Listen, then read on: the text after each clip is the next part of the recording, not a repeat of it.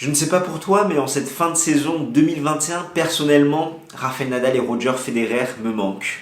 C'est pourquoi Rémi Bourrière et Christophe Perron ont eu l'excellente idée de sortir un livre qui retrace les 40 matchs de légende entre ces deux mythes, Fedal, qui est bien évidemment la contraction de Federer, et Nadal. Dans cette vidéo, je vais m'entretenir avec les deux auteurs pour comprendre un petit peu leur motivation, comment ils ont écrit cet ouvrage, et surtout pour ton plus grand bonheur, tu vas pouvoir tenter de gagner un exemplaire de Fedal. Pour cela, rien de plus simple, il suffit de nous dire dans les commentaires quel est ton Fedal favori et pourquoi. On va relayer également le jeu concours sur Twitter, ainsi tu pourras optimiser tes chances d'être tiré au sort. Je t'en dis pas plus et je te laisse avec mon entretien avec Rémi Bourrière et Christophe Perron. Bonjour à tous. Aujourd'hui, on se retrouve en présence des deux auteurs de Fedal, Rémi Bourrière et Christophe Perron. Merci à vous deux d'avoir accepté l'invitation. Merci à toi pour l'invitation. Merci beaucoup. Du coup, pour rentrer un peu dans le vif du sujet, est-ce que chacun peut se présenter rapidement pour ceux qui ne vous connaissent pas? Christophe? Oui, j'y vais. Alors, Christophe Perron, j'ai 34 ans, je suis journaliste dans le tennis depuis presque une dizaine d'années, ça passe vite. J'ai travaillé pour plusieurs médias, notamment Canal+. Là, je travaille toujours pour Canal+. J'ai aussi travaillé à Tennis Magazine où j'ai rencontré Rémi. J'ai travaillé pour Kurz, un peu pour la FFT, et puis voilà, le dernier projet en date, c'est ce livre qu'on vient de publier ensemble avec Rémi. Et toi, Rémi? Oui, salut. Moi, c'est donc Rémi, 43 ans. Je suis journaliste depuis une vingtaine d'années dans le tennis. Donc, j'ai passé pas mal d'années à Tennis Magazine, où j'étais rédacteur en chef adjoint et où Christophe Perron était mon stagiaire. On s'est effectivement rencontrés là-bas. Depuis maintenant, je travaille toujours dans le tennis en freelance pour plusieurs médias, notamment Eurosport, la Fédération française, Tennis Major, un petit peu course également, et puis voilà. Ok, ça marche. Et du coup, préciser que Rémi m'a tout appris. Ouais, c'est ça, ouais. Le maître et l'élève.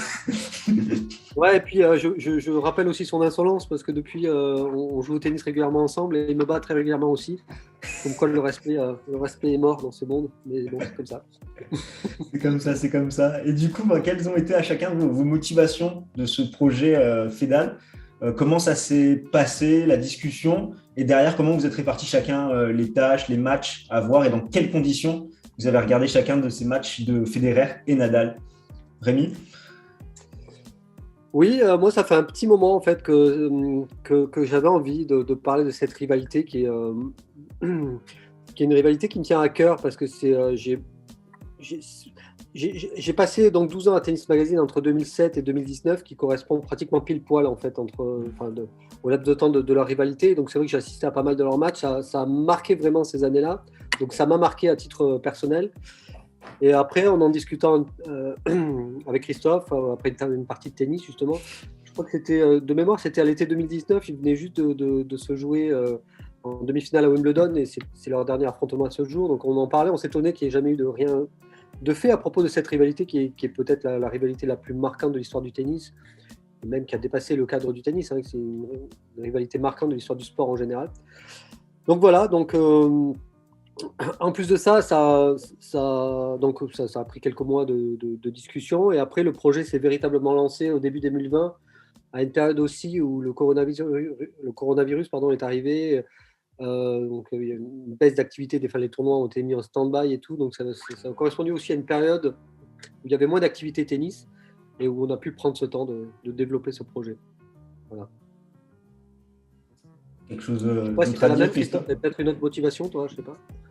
Non, non, c'est exactement ça. Le projet, c'était de parler de cette rivalité, et puis ensuite, en discutant avec notre éditeur aussi, on a choisi ce parti pris de vraiment partir des 40 matchs, puisqu'en plus, on a un chiffre rond, 40 matchs, 40 chapitres, et l'idée, c'était vraiment de proposer une espèce de best-of, d'intégrale en tout cas du Fedal, de cette rivalité, et parce qu'on sait qu'il y a beaucoup de fans de Rafa et de Roger qui sont aussi un peu nostalgiques de cette période dorée du tennis, et qui, je pense, ont envie de se replonger dans le récit de ces matchs, de picorer quelques bons souvenirs. Et du coup, là, c'est pour l'idée, l'initiation du projet, et derrière, la concrétisation, ça s'est fait comment? Alors c'est vrai qu'il y a eu pas mal de discussions entre nous. Il y avait plusieurs manières de faire en fait, de parler de cette rivalité. On a réfléchi à plusieurs angles. L'un des angles possibles était de procéder plutôt par thème, voilà, de parler de leur rivalité en découpant des thèmes bien distincts, comme par exemple, je sais pas, la rivalité technique en fait. Qu'est-ce qui les oppose techniquement? Qu'est-ce qui oppose leurs fans? C'est vrai, comme disait Christophe, on a pas mal discuté avec l'éditeur. On avait peur peut-être de tomber aussi là-dedans dans quelque chose qui a déjà été fait finalement à travers de nombreux articles de presse. Voilà, la rivalité Federer a été quand même longtemps évoquée. Peut-être on avait peur aussi un petit peu de retomber dans une certaine subjectivité. Finalement, le parti pris donc, a été de procéder comme ça dans une sorte d'anthologie, quoi, de recueil de tous leurs matchs, en étant le plus neutre et le plus impartial possible. Et en prenant beaucoup de recul par rapport à ça, parce que c'est vrai que Fedal, c'est aussi un thème assez sensible quand même. Les deux ont des communautés de fans assez réactifs, assez présents et assez susceptibles aussi. C'est compliqué parfois de critiquer l'un ou l'autre. Nous, on a voulu essayer d'afficher une totale impartialité et aussi essayer de prendre un peu de recul. Et de temps en temps, dans le bouquin, ça nous arrive de les égratigner un petit peu, de dire il y en a un qui a eu une telle réaction, il a balancé une balle, il s'est énervé, il a pris un temps mort. Enfin, voilà, on a essayé de prendre ce recul-là. Je ne sais pas si on y est arrivé, mais en tout cas, on a essayé. Non, je pense que le résultat est très très bon par rapport à tout ça. Et du coup, la répartition des matchs, c'est un chiffre rond, donc ça a fait 20-20. Alors, on a tout regardé chacun, mais après, au niveau de la répartition, effectivement, de la rédaction, on a réparti 20 matchs chacun. On a fait par période, on s'est réparti certaines périodes pour pouvoir avoir l'enchaînement des matchs, rester dans le contexte de l'époque. Voilà. Donc, c'est comme ça qu'on a procédé. C'est vrai que ça a pris un certain temps de regarder tous ces matchs, puisqu'il y a près de 100 heures, je crois. 95 heures, 55 minutes, je crois, de mémoire. Donc, je vous rassure, on n'a pas fait ça d'une traite. Mais c'était vraiment plaisant de se replonger dans ces archives. Il y avait des matchs qu'on avait complètement oubliés, faut le dire. D'autres évidemment très marquants dont on se souvenait. Mais avec le temps, on redécouvre l'évolution de ces personnages. On voit l'évolution, par exemple, je sais pas, même du style vestimentaire, des coupes de cheveux. Enfin, c'est assez amusant de comment ils ont évolué, leur personnalité aussi, leur réaction en conférence de presse. Et donc on s'est vraiment pas ennuyé. Franchement, il y a assez peu de matchs qui sont chiants. Voilà, autant dire le mot. on s'est pas trop ennuyé. Non, c'est vrai. Même les matchs en sens unique, en fait, on s'est aperçu qu'il se passe toujours un truc en fait dans un Fedal, quoi. Il y a toujours à un moment donné, je sais pas, un coup de génie, un coup de grisou. Enfin, il se passe toujours un truc, même dans les matchs les moins serrés, comme par exemple, je sais pas, la victoire la plus expéditive de Nadal, c'est la finale de Roland 2008. Celle de Federer, c'est un match au Master en 2007 qui dure moins d'une heure. Mais malgré tout, dans ces matchs-là, on s'ennuie pas, comme dit Christophe. Il y a toujours des voilà, c'est quand même deux champions extraordinaires qui ont toujours quelque chose dans la raquette à proposer, même si quand ils sont dans un mauvais jour, et on s'est jamais ennuyé. On a toujours découvert un truc nouveau, quoi. Et du coup, comment ça se passe, la rédaction? Chacun, au début, vous plongez dans les archives. Je dis, sur ce match, je vais me faire tous les articles pour savoir un petit peu l'avant-match, leur parcours respectif, dans quelle forme ils étaient. Après, il y a le visionnage du match, donc en fonction de la durée du match. Et après, il y a l'après, de savoir si le joueur a gagné le tournoi, s'il a perdu au tour d'après, sa conférence de presse, ses sensations, etc. Ça se passait comment? Alors, chacun sa technique, peut-être. Moi, je sais pas, j'avais la mienne. Peut-être que Christophe avait une différente. Moi, la mienne, effectivement, je regardais le match d'abord, mais toujours dans les conditions du direct, parce que ça, c'était l'autre parti pris éditorial assez marquant. C'était de le raconter dans les conditions du direct. C'est-à-dire que quand on prend un chapitre, puisque donc c'est 40 chapitres, 40 matchs, la plupart du temps, même quasiment tout le temps, à part une ou deux exceptions près, des matchs pas serrés du tout, mais la plupart du temps, on ne connaît pas le vainqueur avant d'avoir lu le dernier chapitre. Donc, moi, j'ai regardé de la même manière, en fait, dans les conditions du direct. Sans connaître, alors évidemment je connaissais quand même le vainqueur la plupart du temps, mais pas toujours. Il y a eu un ou deux matchs, je n'étais pas complètement sûr, je sais pas, des matchs à Indian Wells ou à Cincinnati, j'étais pas complètement sûr du vainqueur. Il y en avait un ou deux comme ça, j'étais pas sûr. En tout cas, je connaissais pas le score à chaque fois, donc je regardais comme ça sans connaître le score. Et même quand on connaît le vainqueur, il y a quand même voilà, Il y a un petit suspense par rapport à ça. Et après, une fois que j'avais vu le match, donc le match, ça prenait quand même un certain temps à prendre, à regarder, parce qu'il faut. Enfin, un match de 3 heures, par exemple, ça prend au moins 4 heures à regarder, parce qu'il y a toujours des moments de pause, des moments où on revient un peu en arrière, où on fait un arrêt sur image, où on revisionne un point. Et après, je regardais effectivement tous les articles de presse. Moi, j'ai toute une collection de tennis magazine chez moi. Et puis sur Internet, il y a beaucoup de choses aussi. Hein. Il y a toutes les conférences de presse, notamment. Voilà. Donc chaque match, pour un match qui dure 3 heures, ça prend moins de 2 jours de travail à chaque fois, parce qu'il y a tout un travail annexe qui prend beaucoup plus de temps que le match en lui-même finalement. Et toi, Christophe, du coup, tu avais la même façon de procéder ou... Oui, à peu près. Ouais. Le défi de chaque match, c'était à la fois d'essayer de rendre la dramaturgie du match, mais aussi d'aller chercher, si possible, des petites anecdotes qui vont agrémenter un peu le récit. C'est aussi ça, je pense, qui fait ce qu'on a essayé de faire en tout cas. Pour à chaque fois raconter quelque chose de leur rivalité, un petit truc qui s'est passé en dehors du court, une déclaration qui va raconter Federer ou Nadal ou l'histoire de leur relation par exemple. Mais sinon, oui, j'ai procédé à peu près de la même façon que Rémi. Le plus important, c'était vraiment de prendre son temps pour regarder le match. Et moi, je notais vraiment parfois des tout petits détails. Hein. C'est aussi ça qui est sympa, c'est de se plonger vraiment dans des un petit geste de Nadal qui va regarder Federer du coin de l'œil. Enfin, parfois, c'est l'avantage de pouvoir regarder a posteriori aussi, c'est qu'on peut vraiment se poser et essayer de tout décortiquer. En tout cas, c'est ce qu'on a essayé de faire et on a pris du temps à regarder ces matchs. Et encore une fois, c'était assez agréable. Et surtout, ce qui est intéressant, c'est que comme c'était fait à la volée, entre guillemets, match après match, peut-être sur un match, tu disais, ah là, tactiquement, il s'est trompé sur ça, ou il aurait dû faire ça comme ça. Et après, sur le match d'après, que tu vois, peut-être sur une autre surface ou sur une autre période, tu dis, ah là, c'est bien, sur ce set, il a réussi à mettre en place quelque chose que dans le match d'avant, finalement, ça n'avait pas forcément fonctionné.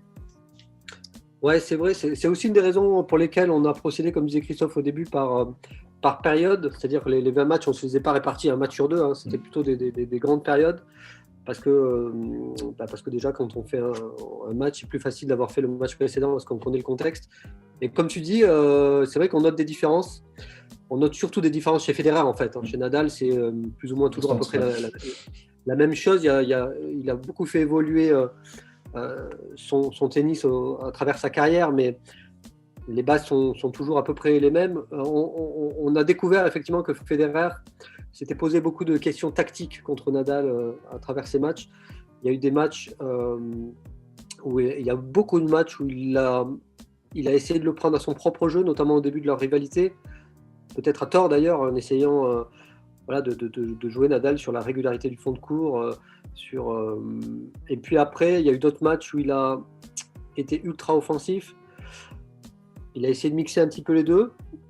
Donc il y a pas mal de phases comme ça, et jusqu'à la fin de la rivalité où là par contre il est reparti sur un schéma ultra offensif qui a mieux fonctionné qu'à une certaine période aussi, parce qu'il a fait ses progrès en revers dont on a beaucoup parlé, et puis également parce qu'il a affronté Nadal quand même dans des surfaces assez rapides, hein. Donc Federer a gagné 6 de leurs 7 derniers matchs, hein, je crois, mais c'était beaucoup sur des surfaces très rapides, hein, à Shanghai, en Australie qui était rapide aussi cette année-là, enfin voilà. Et c'est vrai qu'il il était bien servi par ses gros progrès techniques en revers qui lui ont permis de prendre la balle encore plus tôt, ce qu'il n'arrivait pas forcément à faire, en tout cas moins bien au début de leur rivalité, quoi.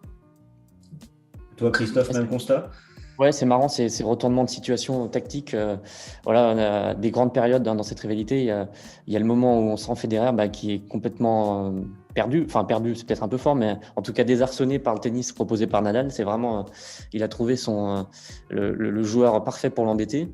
Et puis, comme tu l'as dit, Rémi, en 2017, il y a cette inversion très surprenante parce que Federer, il a 35 ans et il arrive à trouver un nouveau tennis hyper offensif, hyper panache.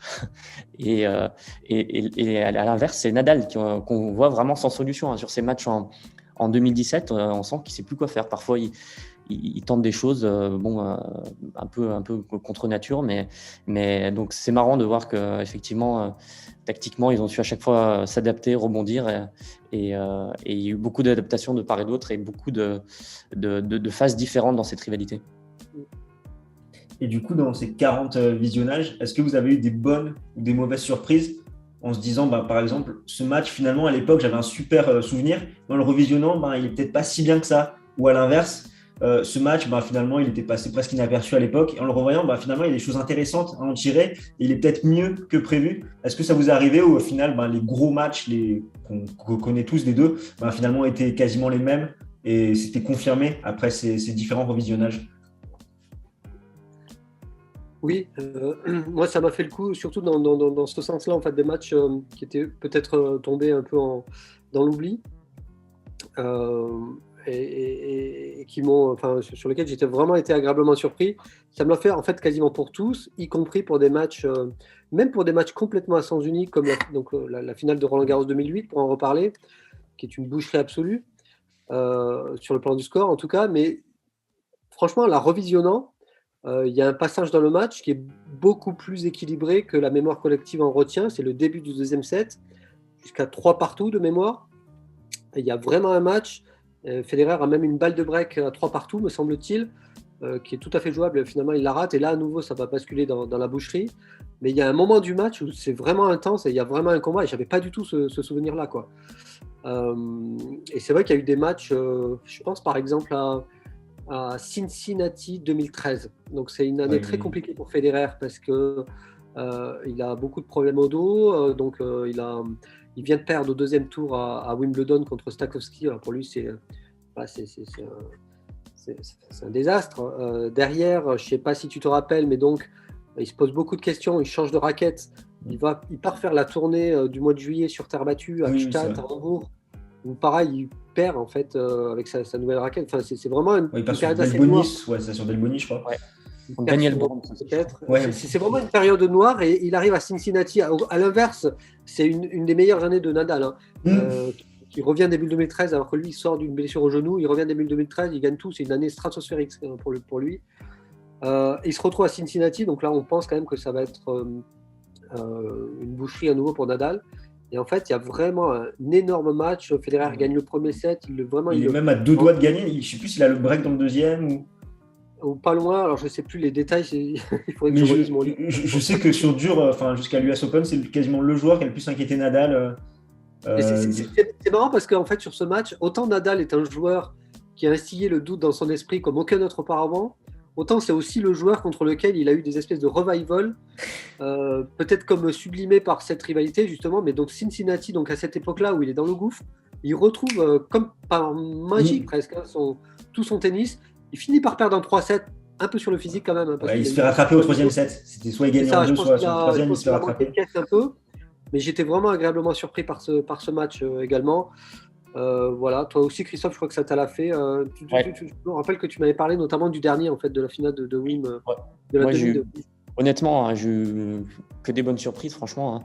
La finale début de leur rivalité, l'année 2006, il y a quasiment que des bons matchs. La finale de Dubaï, par exemple, c'est pas le plus gros tournoi, on s'en rappelle pas forcément, mais il y a vraiment un excellent match avec un Federer qui vole vraiment sur le court au premier set, si je me souviens bien, et puis ensuite Nadal qui va l'accrocher, qui va finalement l'emporter. Ça, c'est vraiment un très bon match. Même le match qui conclut cette année 2006 au Masters, remporté par Federer, Masters à Shanghai. Lui aussi, j'ai pris beaucoup de plaisir à le regarder, là aussi, avec un Federer impressionnant en indoor. Et puis des bonnes surprises, finale de Roland-Garros 2011 aussi, qui est quand même assez accroché. Jusqu'à l'amorti, je sais plus, j'ai ce souvenir de l'amorti qui va dans le filet, ou je sais plus si c'était Federer qui avait un break ou quelque chose comme ça, qui menait 3-1 ou quelque chose, qui avait une grosse avance, et cet amorti qui rate, et que derrière Nadal prend le premier set. Ah oui. Ouais, Federer est au contact quasiment tout le match. Il perd.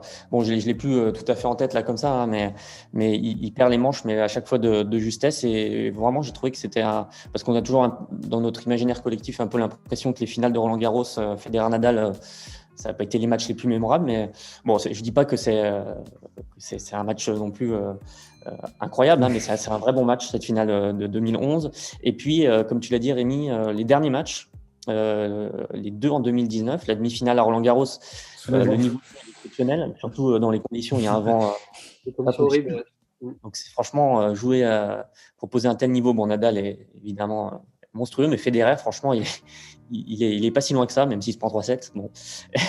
Et puis, la fin de match du dernier, le 40e à Wimbledon, franchement, je vous conseille de regarder les derniers jeux. Il y a Nadal qui sauve des balles de match d'une manière incroyable. Finalement, Federer. Alors, la fin de match, elle est sublime.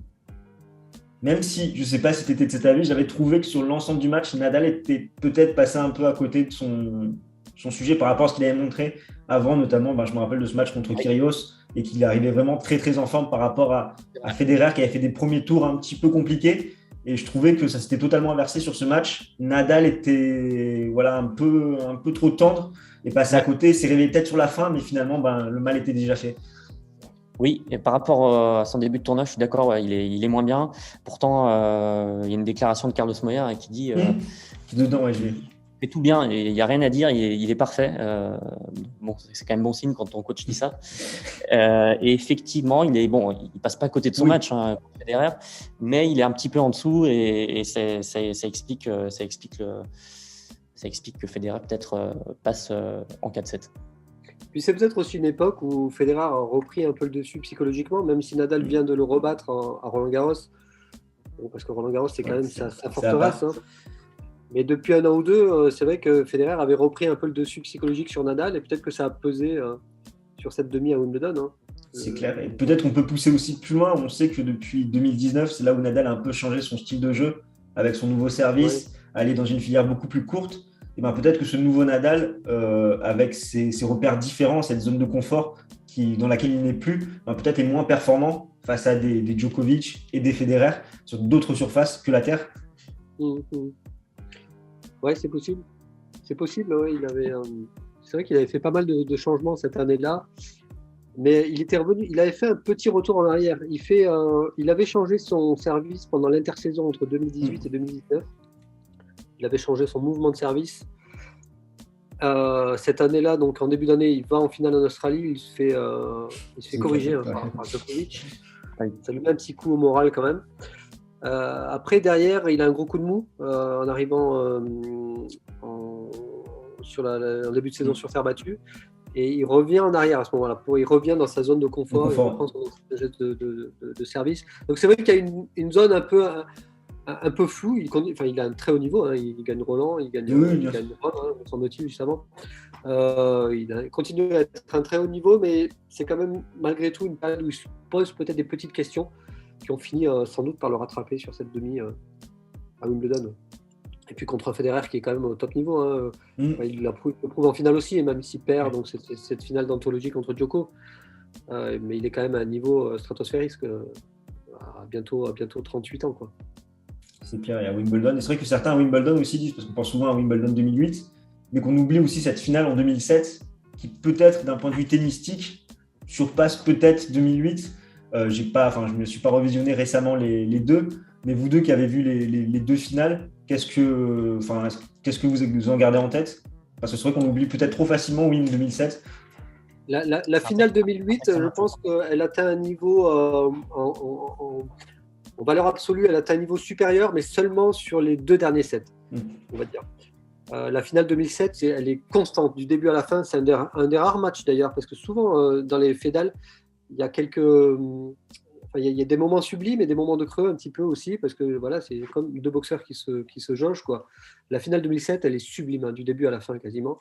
La finale 2008, elle est encore plus sublime, mais seulement sur les deux derniers sets. Pendant 2 sets et demi, c'est vraiment à l'avantage de Rafa. Federer, il est un petit peu KO. Il a encore cette finale de Roland en tête, où il s'est fait découper. Après, il y a une interruption pluvieuse au milieu du 3e set qui lui fait beaucoup de bien. Il se fait secouer les puces par Mirka dans les vestiaires. Il revient, il se remet dedans, et là, ça atteint vraiment un niveau stratosphérique notamment à la fin du 4e set dans ce tie-break d'anthologie, et après le 5e set qui est également énorme, surtout vu le contexte avec à nouveau des interruptions pluvieuses, la fin de match qui se fait un petit peu la bougie. Malgré ça, les deux ils jouent. Voilà, c'est sublime pendant les 2 derniers sets, quoi. C'est un peu moins pendant les 3 premiers, c'est vrai. peut-être la dramaturgie qui est supérieure dans la finale de 2008 parce qu'on a atteint des sommets de suspense, tu l'as dit, avec ces interruptions, le fait que Nadal mène 2-7-0, que Federer revient, et puis ensuite on termine dans la lumière du crépuscule, Center Court de Wimbledon, les 2 meilleurs joueurs presque de tous les temps. Ça se joue à un jeu, c'est ça? De ce que j'ai lu, ça se joue à un jeu, c'est ça, d'être décalé le lendemain? Oui, tout à fait. D'ailleurs, on a eu Pascal Marié au téléphone. Ouais, il l'avait déjà dit. En fait, il a déjà pris la décision. Si Nadal, qui fait le break, ne remporte pas son jeu de service, il remet le match au lendemain parce que le Hawkeye ne marche plus. On n'y voit plus rien. Et Nadal, il y va au filet. Il ferme les yeux et il essaye de finir et ça passe. Ouais, ça lui fait peut-être du bien d'ailleurs, parce que là, Nadal, il mouille un petit peu. Il a appris 2007 parce que c'était une défaite traumatisante. C'est vrai, mais bon, il sert pour le match. Enfin, le Wimbledon, c'est le tournoi qui lui tient à cœur, peut-être encore plus que Roland Garros. Et c'est un tournoi dont il rêve depuis le début de sa carrière et dont on lui a toujours dit qu'il ne le gagnerait jamais. Donc en plus, rajouter ça. C'est vrai qu'au moment de servir pour le match, il ne le cache pas, il mouille. Il mouille. Peut-être que ça le sert, cette ambiance un peu crépusculaire, parce que comme dit Christophe, on n'y voit plus rien, donc il y va les yeux fermés. Et il joue service volé ce dernier jeu quand même. Il fait 2 ou 3 points, service volé, il n'a quasiment pas fait du match. Et là, il y va. C'est aussi là où on voit quand même le cran et l'intelligence tactique aussi. Mais surtout le cran, je pense, parce qu'il faut quand même y aller quand on sert pour le match à Wimbledon. Contre Federer, service volé. Il fait 3 fois service volé de mémoire. Il y a une fois où il se fait trouer. Mais il y va, quoi. Il y va et voilà, il a peur. Comme tous les joueurs de tennis, il a peur, il mouille. Sauf que lui, il surmonte ça et il y va, quoi. Alors, ce traumatisme de 2007, il me semble, là, joue beaucoup et il se dit, celui-là, en tout cas, si je dois le perdre, je le perdrai pas en étant passif, quoi. C'est lui qui y va et il est récompensé avec ce titre, évidemment, et ce match exceptionnel. Et ô combien symbolique, parce qu'évidemment, c'est le match où il vient contester Roger Federer à Wimbledon sur ses terres. Donc évidemment, c'est un immense tournant dans leur rivalité, cette fameuse finale. Ouais, d'autant plus qu'il derrière, il devient numéro 1 mondial, pas tout de suite, mais quelques semaines plus tard, il lui chipe la place de numéro 1 mondial. Et c'est vrai que, comme tu dis, c'est le tournant, quoi, parce que on savait que les deux avaient chacun leur territoire, Nadal la terre et Federer le gazon. On savait que l'un des deux irait bouffer l'autre sur son territoire, et Federer n'a pas été loin de le faire à Rome en 2006 dans un autre match d'anthologie, et finalement c'est Nadal qui est allé le chercher. Et c'est là qu'il fait, il était déjà en tête dans les face à face, mais c'est là qu'il fait définitivement basculer, on va dire, l'avantage en sa faveur, quoi. D'ailleurs, je me demande si on n'arrive pas à ce moment-là, quasiment au maximum de leur écart dans les face à face, quoi. C'est possible. Mais on n'est pas loin. On n'est pas loin. Il le bat encore après en Australie en finale en 2009. Ouais, c'est encore un match de l'écart. Ouais. Et du coup, à votre avis, pourquoi cette rivalité plaît autant, fait autant parler? Qu'est-ce qui marche chez ces deux joueurs? Je pense qu'il y a un aspect un peu mystérieux. Pourquoi est-ce que certaines personnalités déclenchent une telle passion? Il y a un ingrédient qu'on ne connaît pas. Mais si on veut trouver des raisons un peu plus cartésiennes, je pense qu'il y a plusieurs choses. On en a parlé déjà pas mal. La qualité des matchs. C'est-à-dire qu'on a eu des dramaturgies incroyables. La finale de Wimbledon 2008, toutes les planètes sont alignées pour faire le match inoubliable. Il y a le fait aussi qu'ils se sont joués très régulièrement et en finale des grands tournois très souvent et à la suite. Donc je pense que ça a donné un côté feuilleton et que les gens avaient envie de voir l'épisode suivant. Après la défaite de Nadal au Federer, on veut voir ce qui se passe au prochain épisode. Et puis le dernier élément, je pense, qui est important, c'est le fait que ce sont deux personnages très marqués, avec une vraie opposition de style. Ils se ressemblent pas du tout, aussi bien au niveau du style vestimentaire, de l'attitude du jeu, tout les oppose. Et c'est pour ça que je pense que chacun a pu s'identifier à l'un ou à l'autre. Et ce processus d'identification a fait qu'il y ait une énorme passion pour l'un ou pour l'autre, avec les pro Roger, les pro Rafa, qui au début pouvaient pas trop se sentir. Non, c'est vrai. Ils pouvaient pas. Mais c'est dur pas d'aimer les deux, parce que effectivement, quand on aime vraiment le tennis, quand même, je pense qu'on aime malgré tout les deux. Mais c'est dur d'être fan des deux. C'est dur de s'identifier aux deux, parce que quand on s'identifie à un joueur, on s'identifie forcément aux valeurs qu'il peut véhiculer, et les deux véhiculent des valeurs tellement différentes entre... Voilà, Federer, c'est plus cette espèce d'esthète avec la beauté du geste, le talent, la fluidité, et Nadal, ça va être comme on l'écrit dans le bouquin d'ailleurs, c'est un peu le parangon de la combativité, de la détermination. Chacun va être touché, se retrouver un petit peu là-dedans, mais c'est vraiment des valeurs très opposées, donc c'est dur c'est ça aussi d'ailleurs qui contribue à faire le sel de leur rivalité, c'est cette opposition de style qu'on ne retrouve pas forcément avec un Nadal-Djokovic ou un Djokovic-Murray. Et l'opposition de style, c'est quelque chose de très fort et qui marque les rivalités, peut-être plus qu'aucun autre ingrédient. C'est ça qui a marqué aussi Borg-McEnroe, c'est ça qui a marqué Agassi-Sampras. On a vraiment deux jeux complètement antinomiques et complémentaires d'une certaine manière, quoi.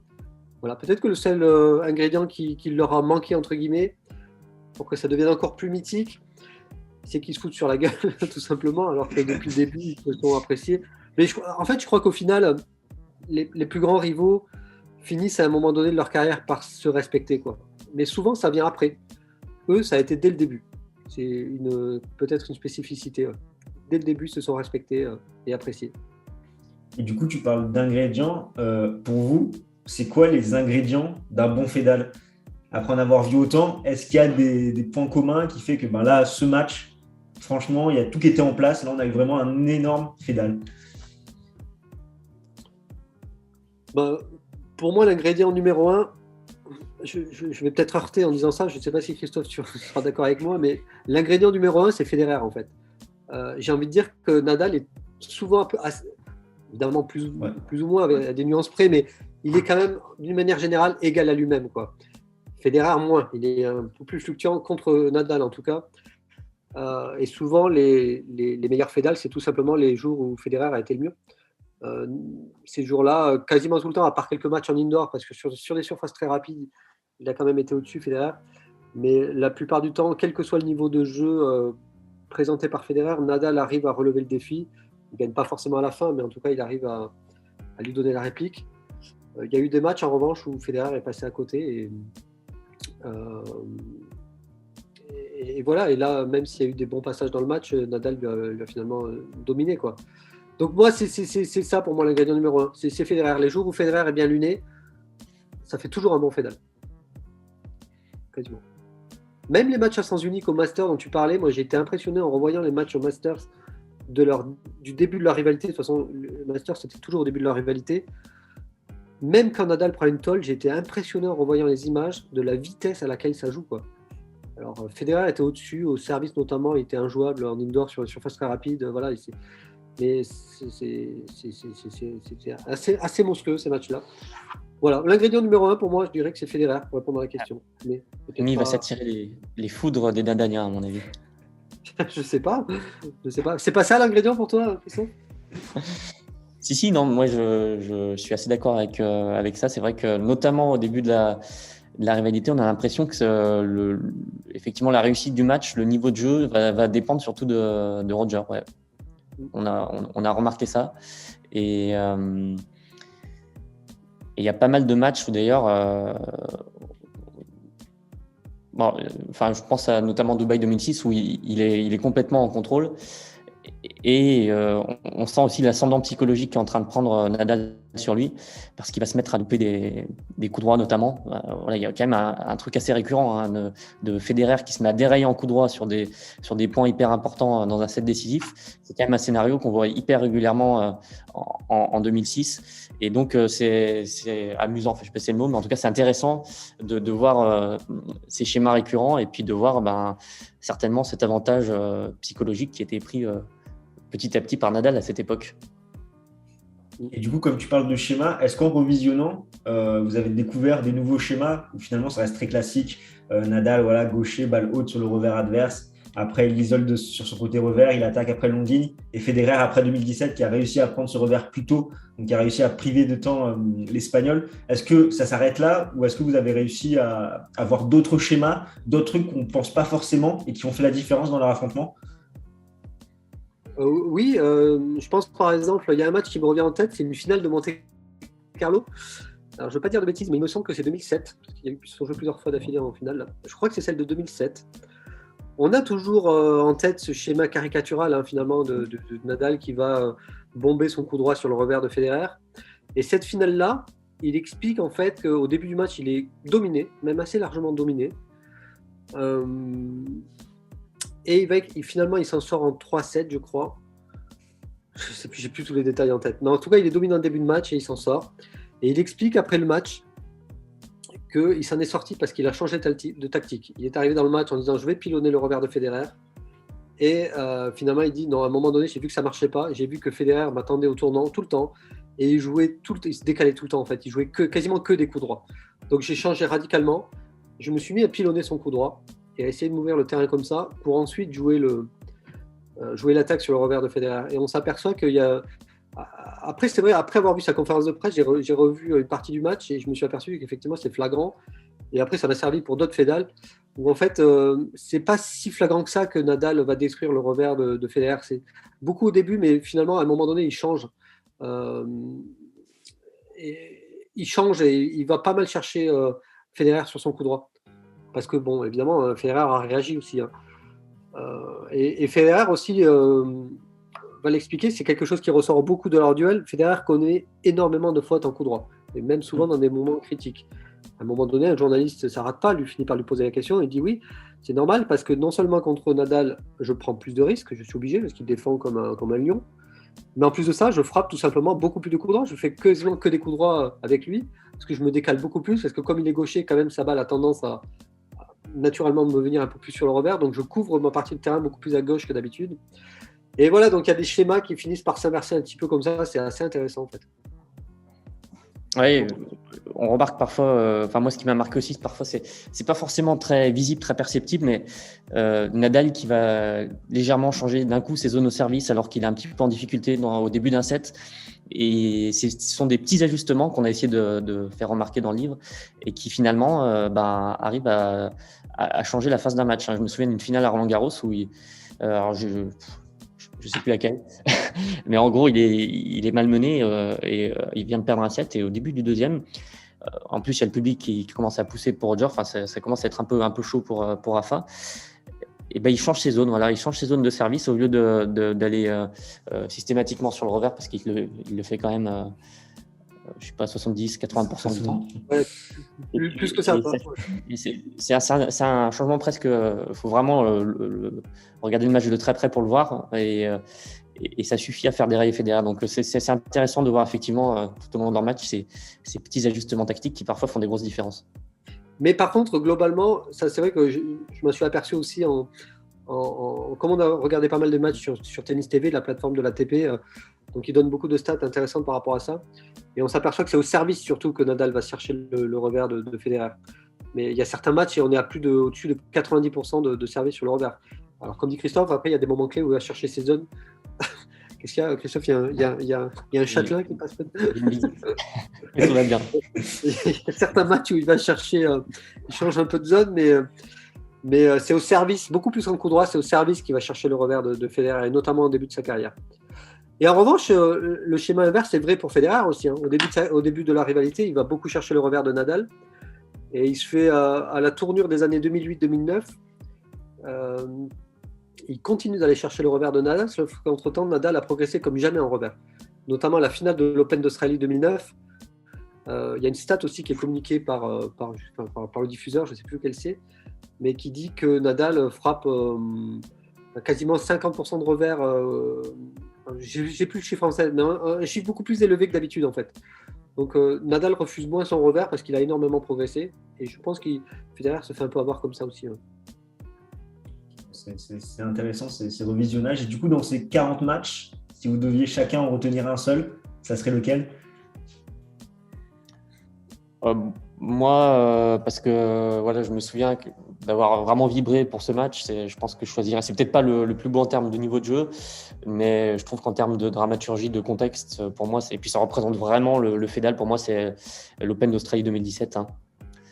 Parce que voilà, avec ces deux champions qu'on pense sur le déclin, qui reviennent après plusieurs mois d'absence, et qui se retrouve en finale, du premier Grand Chelem de l'année. Il y a un côté un peu retour vers le futur, un peu nostalgique, et ça marche bien. Hein. Donc, et puis le match est quand même, moi je trouve, à la hauteur, même si il manque effectivement peut-être un tie-break.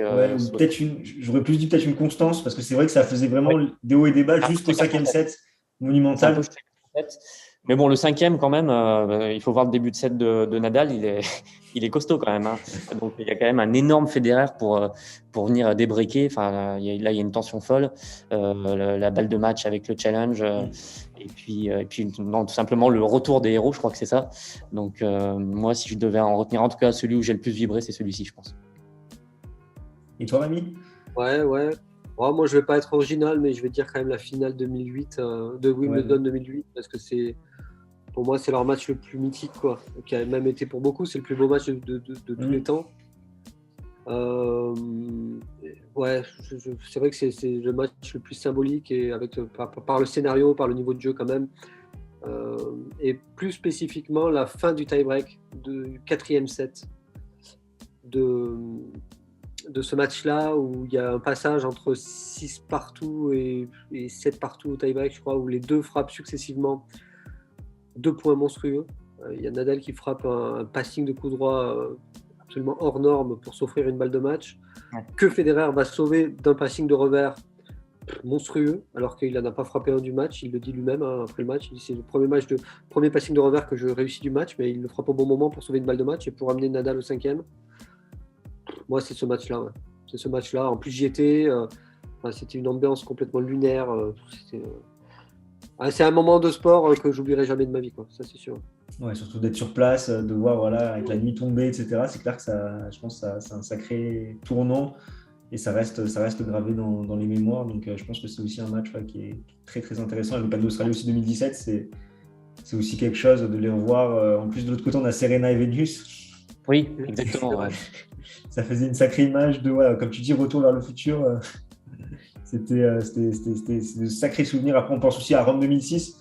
Oui, énorme. Qui est presque 5 heures, ou peut-être plus de 5 heures, je ne sais plus, les balles de match sauvées. C'est ça. C'est le demi-finale, et il est violent, celui-là. Il y a vraiment beaucoup de violence. Sans que Federer, il est bien décidé à le faire tomber sur terre battue. Et franchement, il fait le match presque parfait. Et il a ses 2 balles de match. Encore une fois, le coup droit qui déraille. Et non, mais il y a tout dans ce match. Hein. Federer fait vraiment tout ce qu'il doit faire sur terre battue. Il trouve le bon équilibre entre être tout le temps agressif et en même temps ne pas monter au filet en chaussettes, en pantoufles, comme on dit, pour se faire passer par Rafael Nadal. Donc, il fait presque tout bien. Mais ensuite, Nadal sur terre battue, qui est capable, même si Federer a haussé son niveau, lui aussi, de suivre comme ça. Et ouais, il faut vraiment le revoir, celui-là. Il est incroyable. En plus, il y a une brouille là entre les deux. Il y a dans ce match-là, parce qu'on parle de leur entente cordiale, qui est vrai. Il y a beaucoup de respect, mais il ne faut pas oublier quand même qu'il y a eu des petits passages nuageux, notamment dans ce match. Ouais, ils se font quand même au printemps 2006 là. Enfin, moi j'ai remarqué ça. Ils se font quand même des sales coups. Déjà à Monte Carlo. Alors ça se voit pas trop, mais Federer est très énervé parce qu'il y a déjà, en fait, il y a Tony Nadal. Il est un peu dans l'angle mort de l'arbitre. Et il se gêne pas du tout pour coacher son neveu, franchement. Enfin, voilà. Il le remarque et ça l'énerve. Ensuite, il y a même, je sais plus à quel moment, il y a une pause un peu tactique. Alors, je sais plus si c'est Federer Nadal, un des deux qui va aux toilettes à la fin. Non, c'est Nadal, je crois, à la fin d'un set. Enfin bon, en gros, tous les coups sont permis quand même. Hein. Et, ils ont inventé le toilet break. C'est eux qui ont inventé le toilet break. Ils l'ont inventé. Plusieurs fois, les deux. Et oui. D'ailleurs, oui, donc pour revenir à Rome, oui, il y a cet incident où effectivement, donc pareil, Tony Nadal ne se gêne pas pour apparemment coacher Rafa, et à un moment du match, Federer explose, il crie "Shut up Tony", donc tais-toi Tony. Et après en conférence de presse, on lui demande alors c'était qui ce Tony, est-ce que c'était Tony Roche qui est l'entraîneur de Federer ou un autre Tony, et il répond bah non, c'était Tony Nadal parce que j'en ai marre de le voir en permanence coacher. Donc, et ça a mis vraiment un petit froid dans leur relation, parce qu'ensuite, une déclaration de Nadal qui dit Federer doit apprendre à perdre en gentleman. Donc quand même, il lui envoie un bon petit scud. Ouais, c'est un peu un couple, les deux. Ils s'aiment, mais il y a eu des disputes, quand même. C'est ça, voilà, ils n'ont pas traversé ça tranquillement. Il y a eu différentes phases avec des petites turbulences. Ouais, non, forcément, ouais. Ils se sont pris la tête aussi à un moment donné sur des histoires de gouvernance du tennis. À un moment où les deux étaient impliqués dans le conseil des joueurs de l'ATP. Il y avait pas mal de discussions au début des années 2010 sur la réorganisation du calendrier. Nadal était assez actif là-dedans. Et il a reproché à Federer d'être un petit peu trop lisse, un petit peu trop neutre et de dire toujours à tout le monde tout va bien, oui, oui. Et finalement de passer pour le gentleman à chaque fois. Donc là, il lui a balancé un petit scud. Ils se sont aussi pris la tête sur des histoires de surface du Masters où Nadal milite depuis des années pour que ce soit sur terre battue. Federer lui a répondu que l'indoor avait déjà assez perdu de plumes dans les calendriers au fil des ans et que ça serait bien que cet événement reste un indoor. Bon, moi je trouve que les deux points de vue se défendent. Donc, fidèle à notre ligne, je vais rester suite et neutre là-dedans. Mais ils se sont pris la tête, ouais. Ça n'a pas toujours été tout rose. Ouais. Ok. Et par rapport à des projets futurs, les deux sont à 40, mais il y a deux autres duos qui font mieux. Le Federer-Djokovic, où c'est 50, il me semble, affrontement, et le Djokovic-Nadal, où c'est 58. Exactement. Est-ce que vous avez tous les deux d'autres projets pour une autre rivalité marquante? Comment vous voyez le futur? Ça va dépendre des gens. Non, mais s'il y a de la demande, ça va dépendre des ventes aussi. Oui, on va voir déjà le premier si ça fonctionne avant de se pencher sur les autres. Oui, ben voilà, là le bouquin vient de sortir, donc on a besoin d'avoir un peu de recul par rapport à ça. Et s'il y a de la demande, et c'est vrai que j'ai vu qu'il commence à y en avoir un petit peu quand même. T'es pas le premier à nous proposer ça. Donc si on voit que la demande se multiplie, on commence à y réfléchir. Ouais, c'est intéressant. C'est vrai que aussi bien les Federer Djokovic que les Djokovic Nadal, il y a vraiment de quoi dire. Il y a quand même des matchs incroyables. Mais après, c'est pas. Oui, pardon, vas-y, Rémi. Non, mais qu'est-ce qu'on fera en priorité si on en fait un deuxième? Federer Djokovic ou Djokovic Nadal? Bonne question. Qu'est-ce que tu dirais, toi? Toi, tu es nadalien. Donc je dirais Nadal Djokovic. Après, c'est vrai que après, on ne sait pas la suite de la carrière de l'un et de l'autre, parce que les deux, pour le moment, sont pas là, ne sont pas sur le circuit. Mais c'est vrai qu'à l'heure actuelle, on dirait qu'on a plus de chances de revoir des Nadal Djoko que des Federer Djoko. Donc peut-être écrire Federer Djoko parce qu'il y a peut-être d'autres Nadal Djoko qui vont s'écrire, mais c'est clair que le Nadal Djoko sera ultra intéressant. Mais bon, là, c'est pas 100 heures de travail qu'il faut bloquer vu la durée de leur match, entre les changements, etc. On va prendre une année sabbatique là, ouais. C'est ça. Je pense que là, c'est un autre confinement qu'il faut. On va s'en servir. Rien que la finale de l'Open d'Australie 2012 qui dure 6 heures, voilà, il faut prévoir, prévoir la semaine. Quoi. Le thermos de café et tout. Quoi. Et du coup, après, même individuellement, est-ce qu'il y a d'autres projets dans les tuyaux d'écriture, de bouquins sur le tennis ou non, mais il y a d'autres projets dans les tuyaux là où vous attendez vraiment de voir Federer ce que ça donne et ensuite pouvoir se projeter? Non, pour moi, pour l'instant, les tuyaux sont vides. Non, mais c'est un peu tôt. Voilà. On vient juste de sortir le livre, on espère que ça va bien fonctionner. On sait qu'il y a un appétit pour tout ce qui concerne cette rivalité, donc on espère que le public va adhérer. Mais en tout cas, c'est sûr que c'était un chouette projet, on a pris beaucoup de plaisir à le faire. Donc quand on a fait un livre, on a envie d'en faire un derrière, donc on verra. Mais pour l'instant, il n'y a pas de... Enfin, de mon côté, en tout cas, je sais peut-être que Rémi me prépare quelque chose, mais...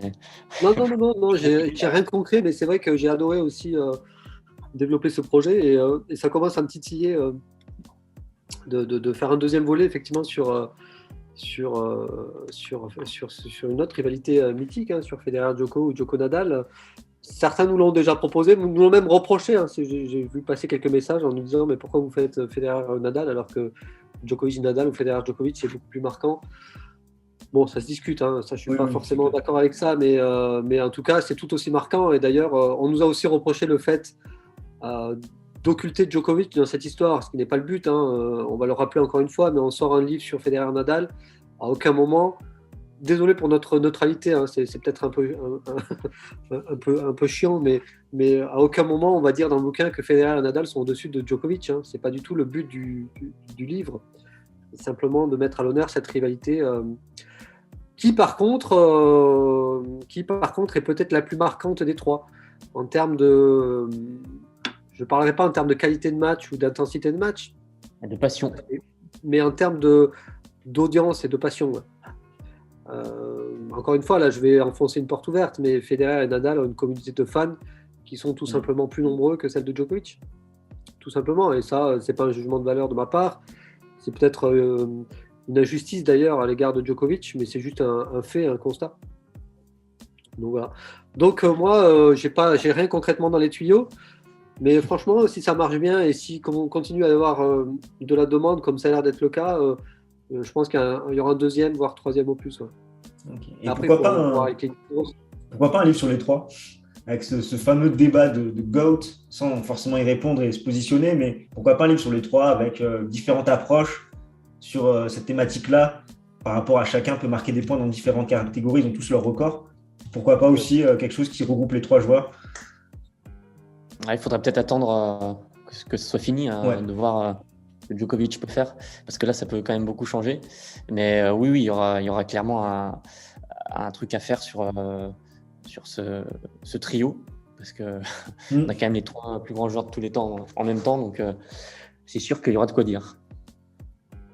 Et ce qui serait génial, c'est qu'ils restent à 20 grands chelems tous les trois. Ouais, ça serait génial, oui et non, parce que je leur souhaite à chacun d'en regagner un. Mais j'aimerais qu'ils restent à égalité, franchement, ça serait tellement drôle.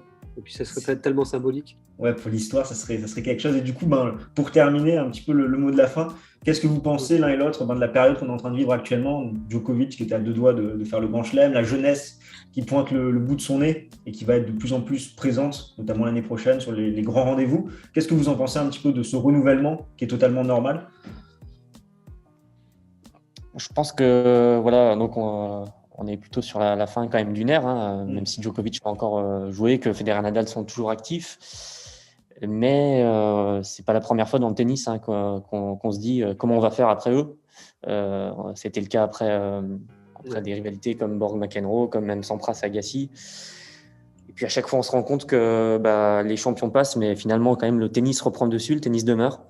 Et je pense que ce sera le cas. Évidemment, on ne retrouvera jamais un Federer, on ne retrouvera jamais un Nadal. Faut pas chercher, ça ne sert à rien. Je pense qu'on ne retrouvera jamais un joueur qui va gagner 13 fois Roland Garros non plus. Voilà, ça, faut faire le deuil. On peut la faire. Moi, je trouve qu'il y a des rivalités qui se dessinent, qui sont intéressantes, des personnalités. Je pense par exemple, la rivalité Medvedev-Tsitsipas, deux caractères, deux joueurs qui s'apprécient pas trop. Bon, à la limite, c'est secondaire. Opposition de style dans le jeu. Moi, je pense que ça peut être une rivalité. Encore une fois, faut pas être dans l'optique de la comparer à Federer-Nadal, mais pour moi, ça c'est une rivalité qui, par exemple, peut porter le tennis et avec d'autres. Je pense qu'on va continuer à s'intéresser au tennis. Ouais, je suis d'accord. Hein. Je pense que la nature fait bien les choses de toute façon et que Federer, Nadal et Djokovic s'éclipseront le jour où le tennis sera complètement prêt à voler de ses propres ailes sans eux. Je me demande même d'ailleurs jusqu'à quel point ils ne se sentent pas une responsabilité par rapport à ça. Au-delà du fait, évidemment, s'ils continuent à jouer, c'est parce qu'ils adorent ça et parce qu'ils en ont envie. Mais je me demande si, de manière sous-jacente, ils ne continuent pas à porter cette responsabilité finalement. Se dire, le tennis a encore besoin de nous et à un moment donné, il l'aura plus. Et j'ai l'impression qu'aujourd'hui, la situation est moins fédale dépendante qu'elle ne l'était il y a 5 ans, par exemple. Parce que, comme disait Christophe, là, on a vu émerger des joueurs, maintenant, comme Medvedev, qui vient de gagner son premier Grand Chelem, comme Tsitsipas ou Zverev, qui sont vraiment bien installés quand même, qui ont installé leur rivalité, leur personnalité, qui sont vraiment bien installés. En plus, on a une next gen qui arrive et qui est vraiment très intéressante avec un joueur comme Alcaraz notamment que je trouve vraiment qui pour moi, pour l'instant en tout cas, je vais peut-être me planter, mais j'ai l'impression que c'est lui un peu je dirais l'élu presque. C'est lui qui m'évoque le plus Federer et Nadal et Djokovic et notamment plus Nadal parce qu'il est espagnol et parce que voilà. mais dans l'attitude, quoi, et dans cette précocité, dans cette attitude qu'il a d'être complètement dédié à son tennis à 18 ans. Et ça, j'ai pas retrouvé ça tout de suite quand même chez les Zverev et Tsitsipas qui ont mis un peu plus de temps à mûrir. Mais voilà, donc pour répondre à la question, j'ai l'impression que progressivement, on en arrive à une époque là qui est un petit peu moins Federer dépendante. Et à mon avis, d'ici 2-3 ans, elle ne le sera plus du tout.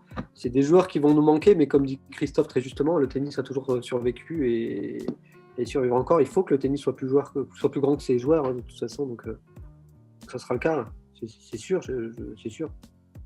Pas le choix. Et du coup, on aura un 41e ou pas? Pas.